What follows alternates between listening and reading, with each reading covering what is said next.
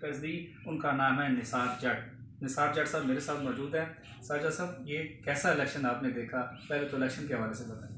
जी, सबसे पहले तो मैं आपका और आपके इस चैनल का बेहद मशहूर हूँ।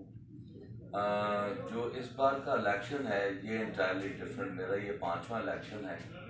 मैंने पाकिस्तान की तारीख में इतना ज़बरदस्त इलेक्शन कभी नहीं देखा कि फर्स्ट टाइम ये मैंने पाकिस्तान की तारीख में देखा है कि जो आपका वोटर है वो उसने लिया था, वो इस कदर लोगों में छा गया था कि लोगों ने उस नज़रिए को सामने रखकर अपना वोट कास्ट किया।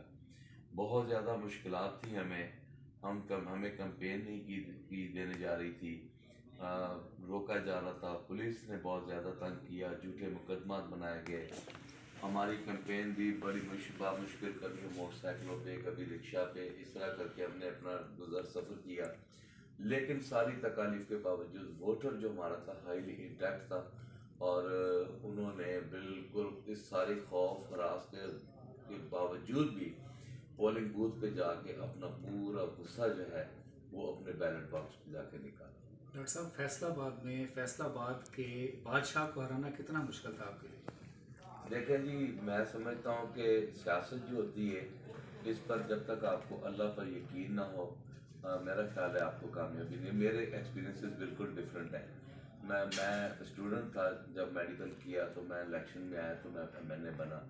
तो मैं समझता हूँ कि जब अल्लाह ताला ने आपको इज़्ज़त देनी हो तो ना बादशाह देखता है अल्लाह ताला, ना फिर आपकी गरीबी देखता है, फिर वो आपको इज़्ज़त ही देता है।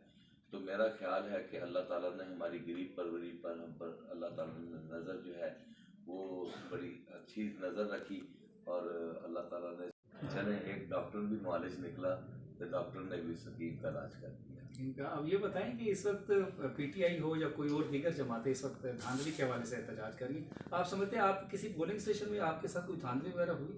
हाँ जी, देखें, हमारे पास फॉर्म 45 सारे कलेक्ट हो चुके थे, और हम जब उसको देख रहे, लेकिन नेक्स्ट डे जब हमें आरओ ऑफिस से ऑफिशियल रिजल्ट लेना था तो उसमें बहुत ज़्यादा दुश्वारी का सामना करना पड़ा, और मुख्तलिफ जो है वो पुलिस थ्रेट्स भी है, और आरओज ने खुद भी एडमिट किया कि हम पर बहुत ज़्यादा प्रेशर है। बहुत सारे र्यूमर्स थे जिसकी वजह से हमें बड़ी दिक्कत हुई, लेकिन हमारी आवाम जो है बर वक्त वहाँ पर आरओ ऑफिस पहुँच गई। हमारी वकला की जो टीम थी वो वहाँ पहुँच गई, स्पेशली मैं साफ़ी बरादरी का बहुत मशहूर हूँ, वो भी वहाँ पहुँच गए, और उन सब ने मिलकर जो है एक गुड एफर्ट करके जो है हमारा जो रिज़ल्ट जो है वो टाइमली हम लोगों ने कलेक्ट किया। लेकिन बहुत सारी ऐसी जगह हैं जहाँ पर फॉर्म 45 जो है उनके नताइज मुख्तलिफ हैं, आर ओ ऑफिस के नताइज मुख्तलिफ हैं।